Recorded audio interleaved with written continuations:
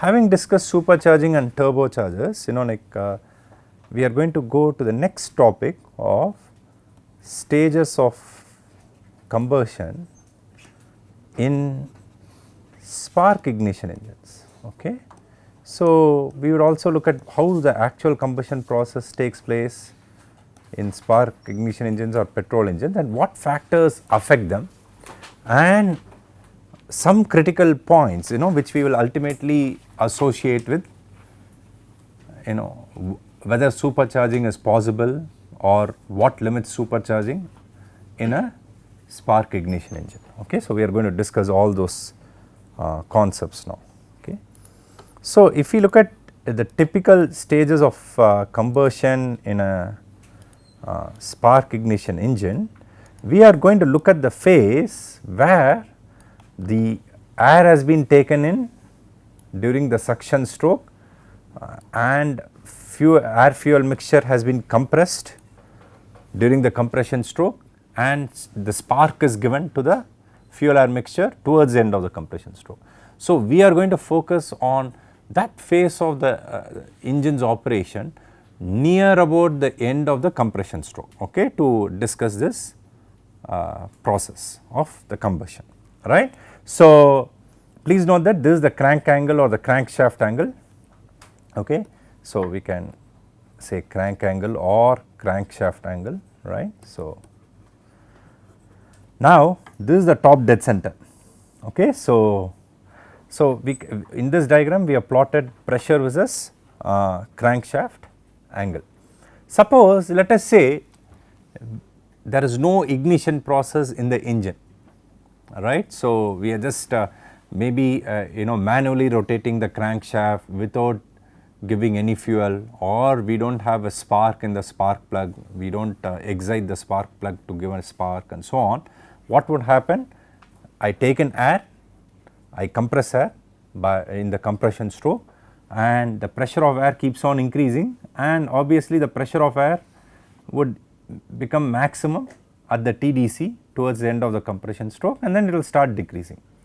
So, the resulting curve is what is called as a motoring curve. So, motoring curve means no combustion. Okay. So, we are just using that curve to help us understand the actual combustion process, and the motoring curve serves as a reference curve. Okay. So, in other words, motoring curve is a curve obtained when we plot pressure versus crankshaft angle if we do not have combustion process in the engine. Obviously, the pressure will become maximum when the piston is at the top dead center, right, and the two valves are closed. So, that is the motoring curve. So, now what happens? Let us say we consider the actual combustion process. So, now what we have done is that we have introduced the fuel air mixture, the fuel air mixture is compressed, and we provide a spark close to the top dead center, a few degrees before the top dead center at let us say point A. So, point A is the point at which we start the ignition process, that is we provide a spark. Now, you can see that during this phase from A to B, there is hardly any difference between the actual combustion curve and the motoring curve. The reason being that although we give a spark through the spark plug, there is a delay from the instant at which a spark is given to the instant at which a flame is formed, which will just travel along the combustion chamber and burn the fuel air mixture. So, please recall how the combustion chamber can be visualized in this process. So, I am just drawing a very simple schematic. So, let us say this is the piston. The piston is close to the top dead center. So, my intake valve, exhaust valve both are closed, and then there is a spark plug which provides a spark, okay, to the fuel air mixture. So, the fuel air mixture is spread throughout the combustion chamber as a nice homogeneous mixture. So, it has mixed very well and then it has spread. Okay. So, please recall once again, for the process of combustion we need fuel, we need air or oxygen in the correct proportion, right, and then we also need a mechanism to initiate the combustion process. We have taken in fuel air mixture during the suction stroke, the fuel air mixture has been nicely mixed and a homogeneous mixture has been formed towards the end of the compression stroke. Towards the end of the compression stroke, we are providing the mechanism to initiate the combustion process by providing a spark through the spark plug. Okay, so that is what we have the combustion process taking place in the SI engine. Okay. So, we give a spark, then what we need is that we need a small flame to form and then the flame will sweep across the entire combustion chamber, okay, like this. So, from the time if spark is provided to the time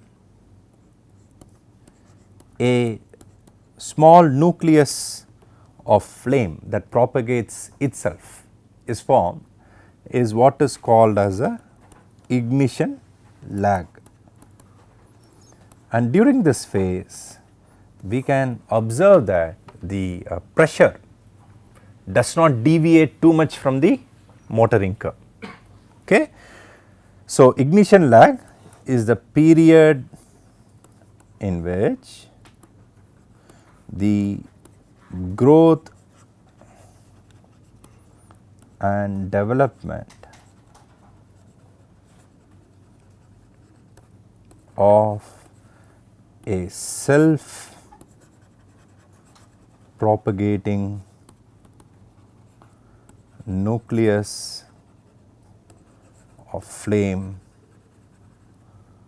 takes place. Okay. Okay, so that is the ignition lag. Now, we can immediately observe that once we have this flame, combustion starts, right. That means that the chemical energy in the fuel is converted to thermal energy. Okay. So, at point B combustion starts, heat energy is released. So, we can immediately see that the pressure curve starts moving away from the motoring curve. There is a huge pressure increase from point B to point C, where point C is the point just after the top dead center where the maximum cycle pressure is reached. Okay. Point C is the point where we get the maximum pressure in this operating cycle. Okay. So, this is the phase through which the flame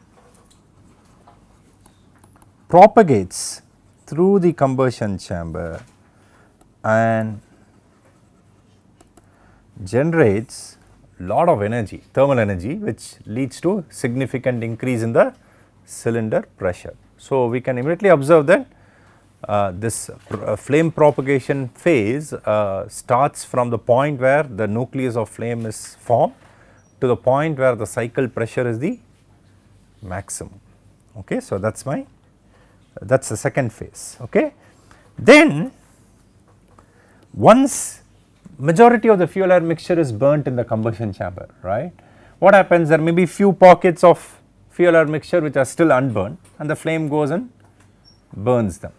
But by that stage, the piston has already started moving downwards. So, the volume is increasing. So, although thermal energy is still released, the rate at which thermal energy is released essentially is not high enough to ensure that the pressure still rises with volume increase. So, if the volume increases, even if I release thermal energy, the pressure may start dropping if the thermal energy which is released is not significantly high. That is what happens in the third stage, which we call as after burning. So, after burning is typically referred to as the stage once the maximum cycle pressure is reached and where the remaining fuel air mixture is burned by the flame front. Okay. So, that stage is what is called as a after burning phase. So, broadly these are the three phases in a spark ignition engine, okay, as far as combustion is concerned.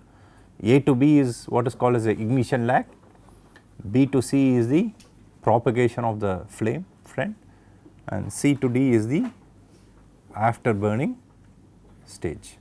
Okay. So, these are the 3 processes in the combustion phase, okay, of a petrol or a gasoline or spark ignition engine. So, this is how the engine should normally operate.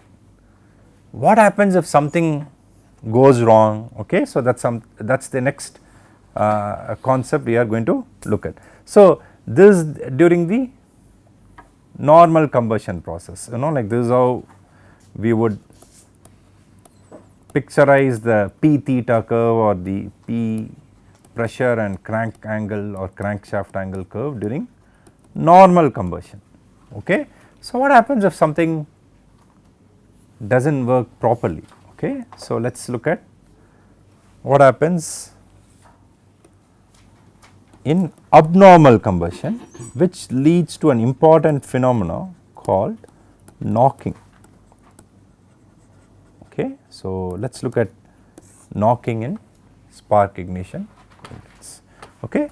So, to understand this better, so let us look at this simple schematic and discuss.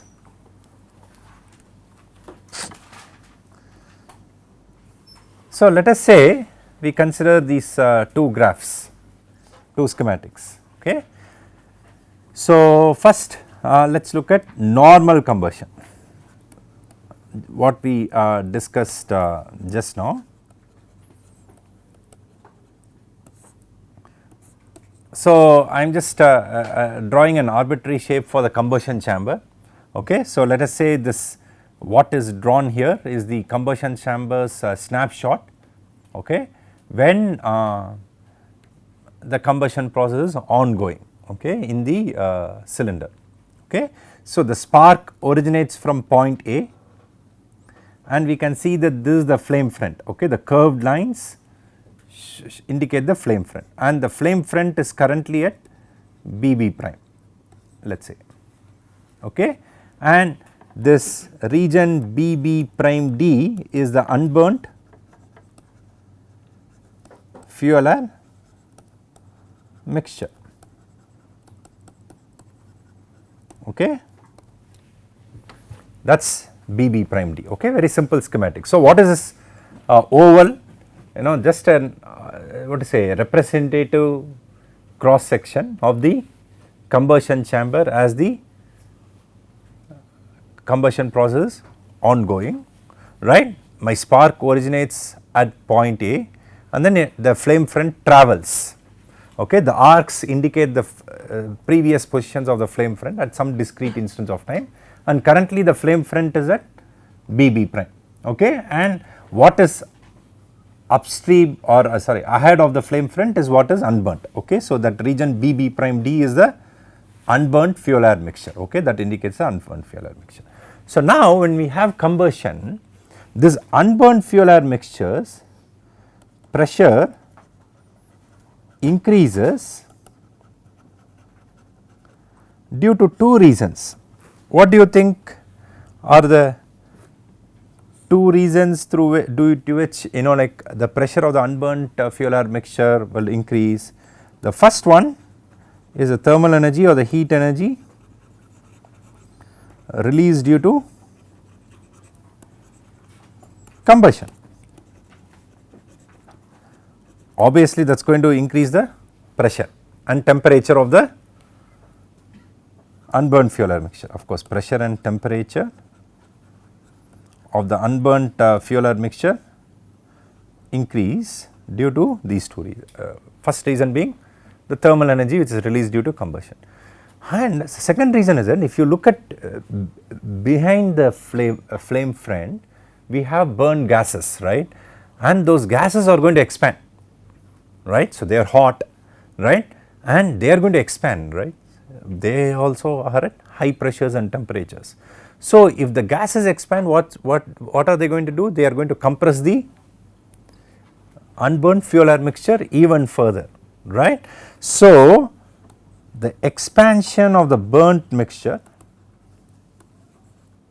or the combusted mixture is also going to increase the pressure and temperature of the unburnt fuel air mixture. If the temperature of the unburnt fuel air mixture does not exceed the self ignition temperature of the fuel, then the flame front will travel through the combustion chamber, burn even the unburnt fuel air mixture, and the combustion would be normal. So, what do I mean by that? Let us say in the first figure, the flame front is that BB prime, right. So, this is the unburnt fuel air mixture.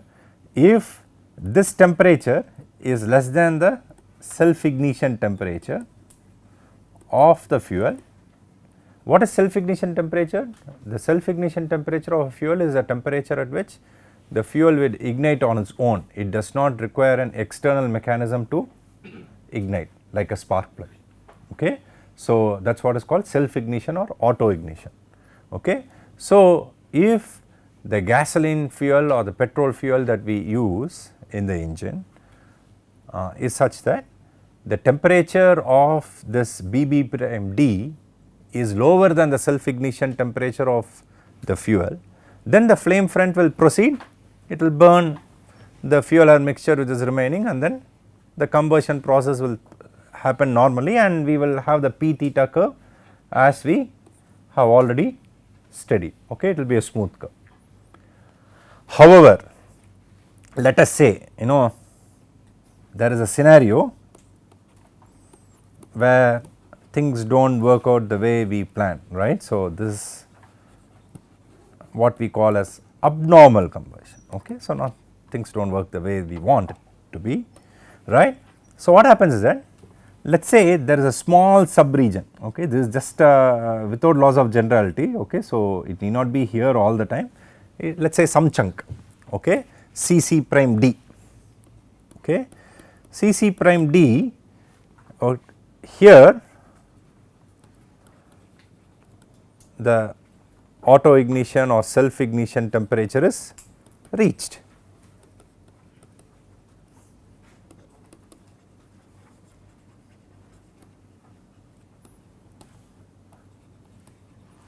So, let us say in this region the self ignition temperature is exceeded, right. Now, I am considering a scenario where the combustion process does not work normally due to whatever reason. We will see what reasons can basically create this self ignition in petrol engines.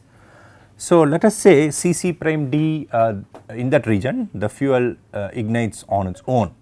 Then what is going to happen? There is going to be another flame front which is going to be originating in this region. The primary flame front comes like this, the secondary flame front, let us say it comes from some other direction. What is going to happen? At some place, at some instant, they are going to collide with each other, because these are like flame fronts, okay, and they carry tremendous amount of energy with them, right. So, when these two flame fronts collide, what is going to happen is that there are going to be significant pressure pulsations that is going to be reflected in the P theta diagram as shown here. Okay. So, towards the end of combustion or in the phase C to D, right.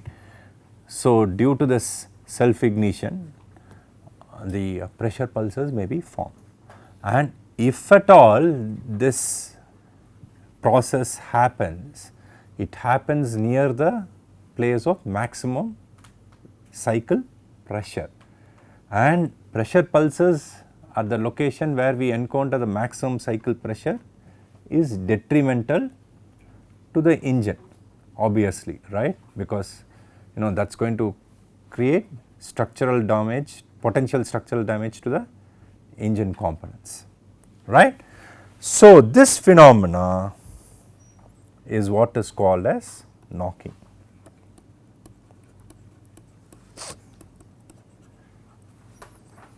So, what is knocking? Knocking is the phenomena in which a part of the unburned fuel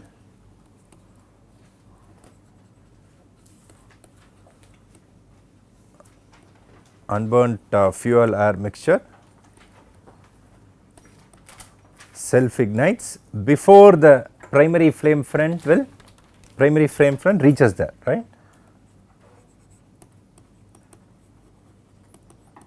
Self ignites. This leads to collision of flame fronts, okay, which in turn leads to pressure pulses. Okay. So, that phenomena is what is called as knocking. Okay. Some people also will call it as detonation in SI engines. Okay. Why? Because it produces a loud noise. Okay. So, since it takes place at near about the peak cycle pressure, significant pressure pulses near the peak pressure means you hear a loud noise, right. So, some people will call it as detonation, okay, in spark ignition engines, but we will use the term knocking, right. So, knocking in SI engines is this phenomenon.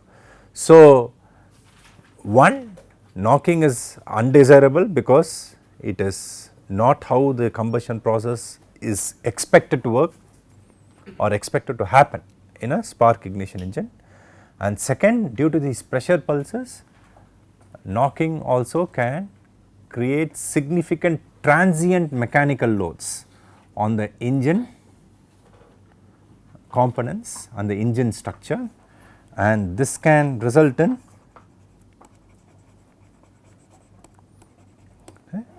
potential structural damage, okay, in addition to vibrations, right. So, the engine is going to vibrate, right, due to the pressure pulses, can also result in potential structural damage, okay, to the engine components and the engine structure. Okay. So, that is why it is undesirable, okay, in spark ignition engines. Okay. So, now the question that arises, and what we will start answering one by one, is what are the factors that influence knocking in SI engines, and consequently how they are what to say, they restrict or affect the operation and the design of the SI engine itself. Okay. So, that is a question we will answer. Another question is that how does one quantify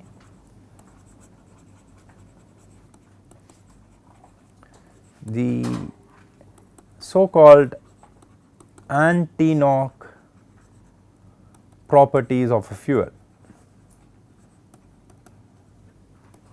okay, used in SI engines. Okay. So, these are important questions to ask, right. We need to figure out what factors affect knocking, how they affect, and correspondingly what restrictions they place on the design and operation of petrol or gasoline or SI engines. And the second question is, when we want to look at knocking, we can immediately observe that it is closely related to the fuel properties, right, because it boils down to whether the fuel will self ignite or not. So, the important property from the perspective of fuel that we are interested in is the self ignition temperature of the fuel that we use in SI engines. So, the question becomes, how do we quantify the anti-knock properties of a fuel, okay, used in SI engines. So, we would discuss the answers to these questions in the next class, and then we would continue with how combustion process happens in diesel or compression ignition engines. Okay. So, we would end here and then we will continue in the next class. Thank you.